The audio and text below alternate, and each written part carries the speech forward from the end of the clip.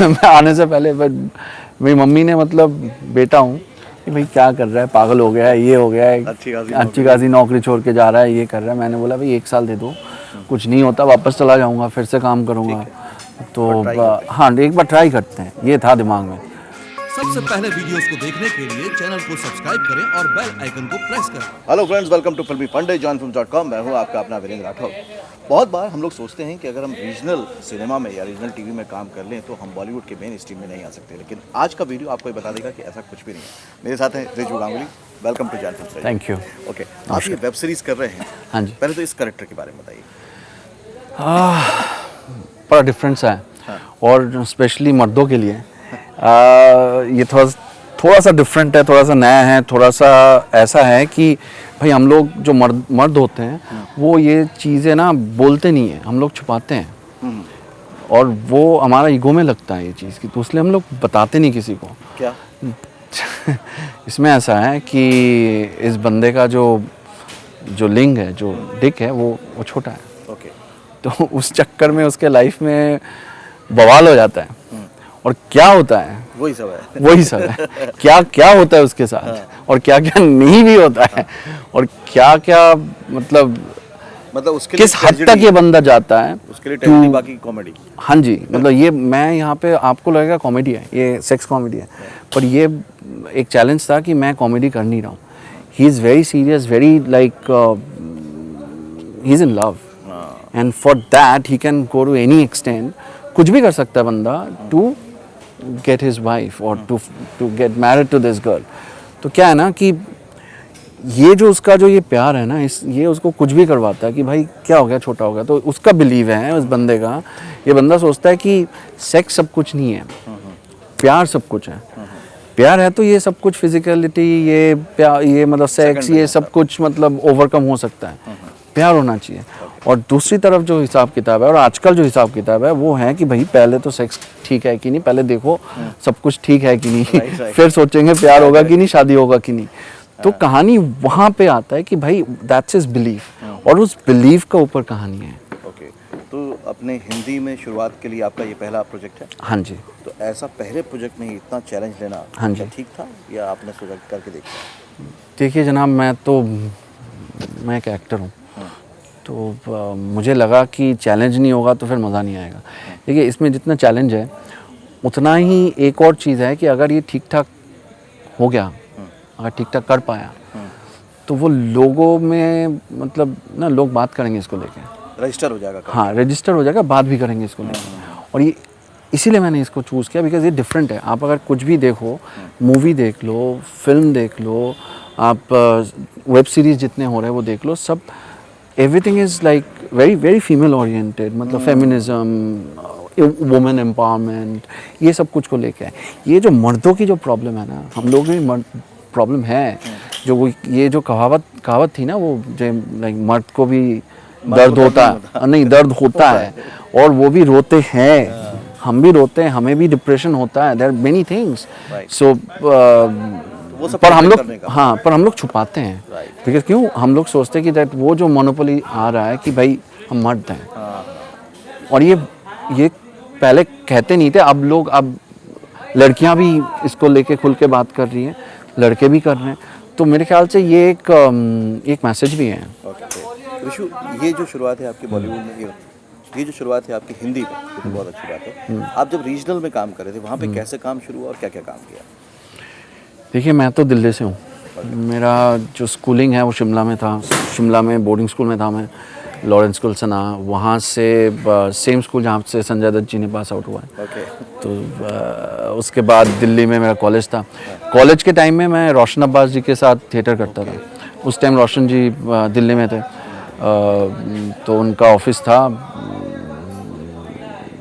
कालका जी में और CR पार्क में ऑफिस था। तो हम लोग कॉलेज के टाइम पे वो ऑडिशन देके सब मिल के जाके, so we did a play. It was very interesting play, and मेरे ख्याल से उनका जो फर्स्ट मूवी है रोशन जी का, वो मूवी भी उस प्ले में ही आधारित है। उस प्ले का जो CD और जो स्टोरी है उसी को दिखाए थे उन्होंने, रेड चिलीज़ को। It was the post card of my school, वो था, वो किया। फिर एक अमीर रज़ा हुसैन साहब का एक और प्रोजेक्ट था कारगिल बोल के, जो कुतुब मीनार के पास होता था ओपन एयर में। कुतुब मीनार के पास जो जंगल थे वहाँ पे होता था, तो वहाँ पे उस प्रोडक्शन में भी था मैं। वो करते करते फिर मैंने अपनी MBA कंप्लीट की। आई लॉस्ट माई डैड, फिर MBA कंप्लीट करके फिर ये सब हुआ नहीं, बंद हो जाता है जैसे होता है।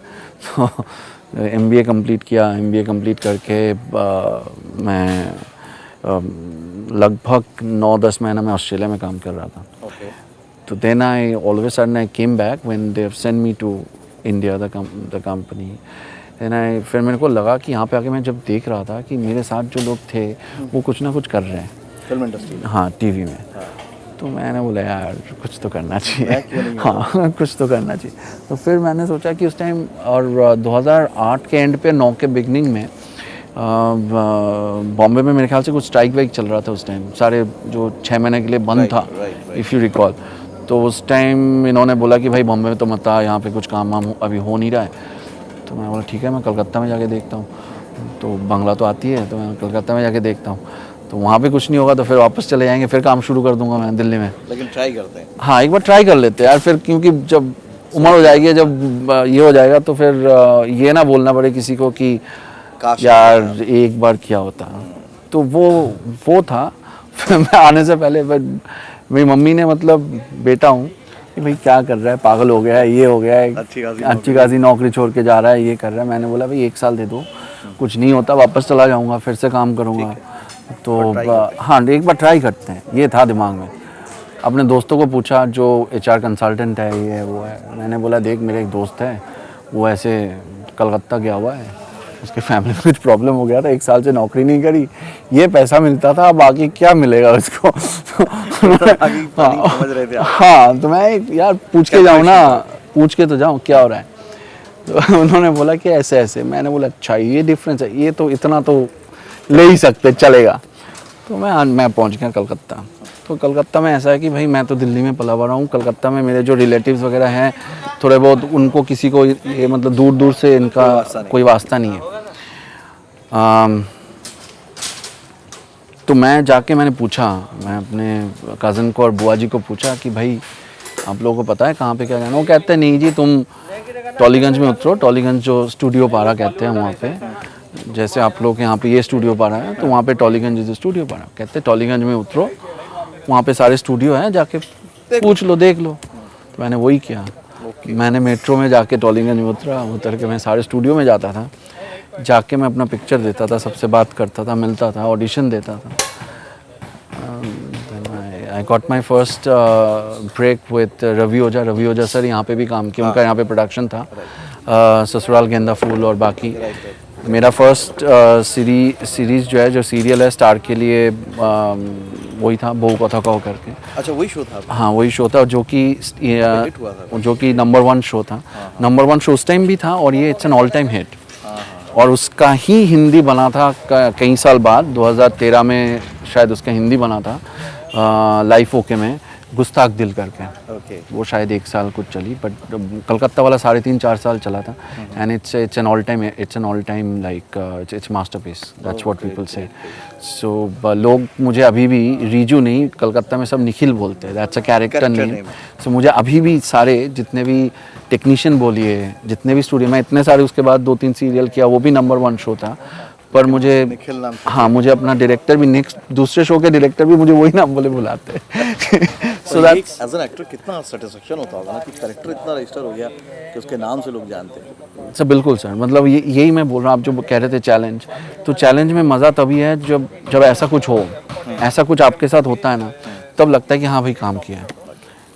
तो एक होता है कि आप वहाँ पे रीजनल बहुत अच्छा काम कर रहे हैं, बहुत बढ़िया काम कर रहे हैं, लेकिन फिर भी एक थोड़ी सी भूख रहती है कि मेन जो है हिंदी, जो बड़ा वाला मीडिया है, वहाँ पे काम करें। देखिए कितनी देर लग गई?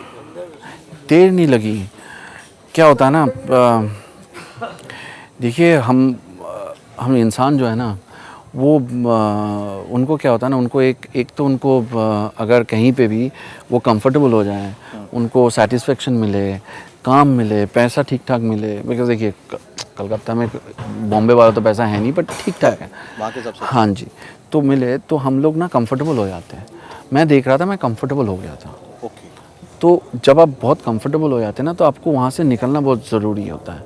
वहीं ग्रोथ है। हाँ, तो मतलब वो ग्रोथ अटक जाता है आपका, बिकॉज़ वहाँ पे मैंने शो किया क्या एक शो ख़त्म हुआ, फिर 2-3 महीना गैप होता है, 4 महीना गैप होता है, फिर दूसरा शो शुरू हो जाता है, फिर दूसरा शो कहीं होता है।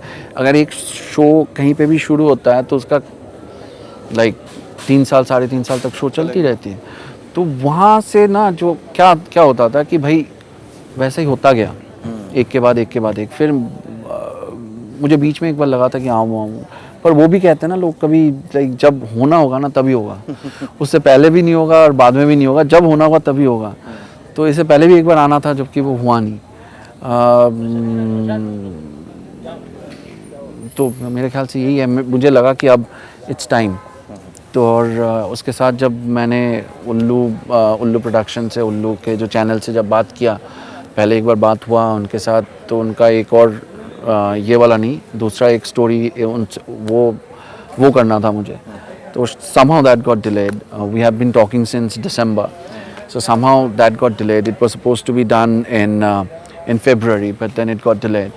And then all of a sudden, in the end of February, I get a call from Ullu, from Shomita, that अच्छा, are you doing any project? कुछ कर रहे हो क्या अभी वहाँ पे?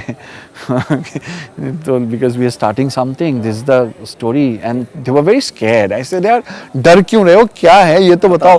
They were like, you know, there were lots of like warm up before telling the story. हाँ, before telling the story, because मैंने अच्छा सुनो, are you going to be comfortable? मैंने बोला भाई स्टोरी तो बताओ, फिर ना बोलूँ मैं हो मतलब क्या है, मतलब इतना सस्पेंस क्यों क्रिएट कर रहे हो, चक्कर क्या है। फिर उन्होंने बोला भाई स्टोरी तो ऐसा है, देखो कहीं तुम्हें लगे कि भाई इमेज ख़राब हो रहा है, या जैसे आपने बोला लोग क्या सोचेंगे। मैंने बोला भाई मैं एक्टर हूँ, कल अगर मैं कोई रेपिस्ट का कैरेक्टर मुझे मिले और मुझे लगता है कि भाई वो उसमें एक चैलेंज है, उसमें मज़ा है, वो कैरेक्टर उस स्टोरी लाइन को जस्टिफाई करता है, तो भाई मैं करूँगा ना।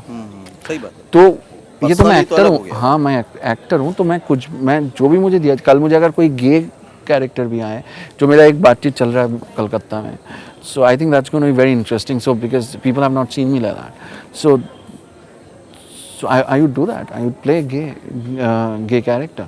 मुझे ग्रे करने का बड़ा शौक है, तो मैं लास्ट वहाँ पे एक छोटा सा सीरीज़ था, उसमें मैंने किया हुआ था, and people really liked it. We had a TRP of 14-15 TRP था उसका, so because that was the first time people saw me in negative और ग्रे। तो so as an actor, I want to do different things. I want to play different things. So I think this was a challenge, and then it's a completely like, you know, they have given me a reference of Rab de Bana Di Jodi plus a very middle class old thinking, because ये dress up इसलिए किया गया because वो हमेशा ऐसे ही पहनता, थोड़ा ढीला ढाला, वो जो हम लोग 90s में शायद पहनते थे।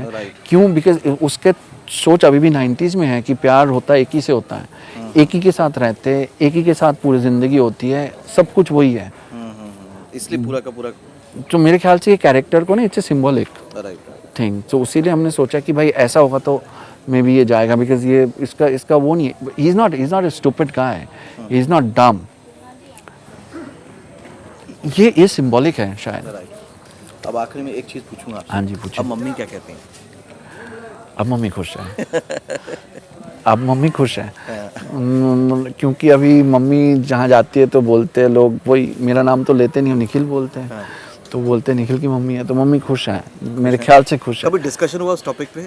कौन से टॉपिक? उस दिन आपने ये कहा था, कभी ऐसी मजे में? हाँ, नहीं वो खुद ही कहती है। अच्छा, खुद ही कहती है कि अच्छा हो तू क्या। आपकी सक्सेस देख के खुश होती होंगी। हाँ बिल्कुल। अच्छा और सबसे बड़ी बात है कि उनका जो है ना, मम्मी पापा का आशीर्वाद होनी चाहिए, because I lost my dad when I was in college, and I was very close to my dad, मैंने more than mom I was very close to, जबकि उल्टा होता है, लोग कहते हैं बेटियाँ क्लोज होती है, तो मैं बहुत क्लोज था अपने पापा से, तो मम्मी से मेरा भाई क्लोज है बहुत ज़्यादा, but then now she is everything to me, she is very important to me in my life. So मतलब मम्मी कहते अच्छा हुआ तू उस टाइम किया। आई थिंक उनका ब्लेसिंग्स बहुत इंपॉर्टेंट है, पेरेंट्स का ब्लेसिंग्स बहुत इंपॉर्टेंट है। और उस HR दोस्त को फ़ोन किया फिर कभी कि वो एक्चुअली मैं ही था जिसकी मैं पूछ रहा था? हाँ, मेरा उसके साथ बात हुआ 5 साल बाद। 5 साल बाद उसके साथ मेरा एक बार बात हुआ, तो मैंने उसको ऐसे ही मतलब फेसबुक में उसने मुझे दिया है क्या फिर उसने देखा, खुद ही देखा ना फेसबुक में, उसने बोला कि यार तू ये सब कब से करने लगा है। मैंने बोला कि बस थोड़ा बहुत कोशिश कर रहा हूँ। तो मेरा वो सीरियल हिट विट है, तो फिर वो फेसबुक में सब देखा उसने बोला ये क्या हुआ। मैंने बोला ऐसे ही हुआ। फिर हमने फ़ोन किया, फिर उसको मैंने फ़ोन किया, फिर मैंने बताया कि भाई तेरे से वही पूछ रहा था, मैं अपने बारे में पूछ रहा था। थैंक यू Thank you जी, thank you. तो ये थे ऋषु गांगुली। देखिए इसमें कितनी अच्छी अच्छी बातें आपको समझनी चाहिए, वो ये कि आपके अंदर अगर इच्छा है, आपने पढ़ाई भी पूरी की है, आप जॉब भी कर रहे हैं, ठीक है, लेकिन अपना जो मेन गोल है फिल्म इंडस्ट्री में आने का, अगर वो आपने सोचा है तो उसको अटेम्प्ट करिए, वो बहुत जरूरी नहीं है। खाली फिल्म पहले इंडस्ट्री लोग- नहीं, हाँ, जो भी करना चाहते हैं। जो भी करना चाहते हैं as a professional actor, Yeah. आप जो भी करना चाहते हैं उसको करिए अच्छे से। फिर भले ही कोई भी बाधा आ जाए, इतना भी कि अगर आपको रीजनल में मौका मिल रहा है तो रीजनल कीजिए। काम करते रहना बहुत ज़रूरी है, वो एक सेटिस्फेक्शन मिलना बहुत ज़रूरी होता है, उससे ही फिर रास्ते भी बनते हैं, जैसे कि अब इनके लिए ऋषु के लिए बन गए। उम्मीद है आपको वीडियो अच्छा लगा होगा, ज़रूर लाइक कीजिएगा, मुझे बताइएगा इस वीडियो से आपने क्या सीखा। अगर आप फिल्म और टीवी इंडस्ट्री में काम करना चाहते हो तो जॉइंट फिल्म्स में बहुत सारे ऐसे वीडियोज़ अवेलेबल हैं जो आपके लिए हेल्पफुल होंगे। चाहे आप एक्टर बनना चाहते हो, राइटर, डायरेक्टर, फिल्म मेकर या सिंगर बनना चाहते हो। काफ़ी सेलिब्रिटीज़ भी अपने एक्सपीरियंस शेयर करते हैं, तो इस चैनल को सब्सक्राइब कीजिएगा, बेल आइकन को प्रेस कीजिएगा ताकि इस तरह के इन्फॉर्मेटिव वीडियो आपको मिलते रहें। अगले वीडियो में फिर से मुलाकात होगी, तब तक के लिए देखते रहिए, सीखते रहिए, जमे रहिए। All the very best. I will join film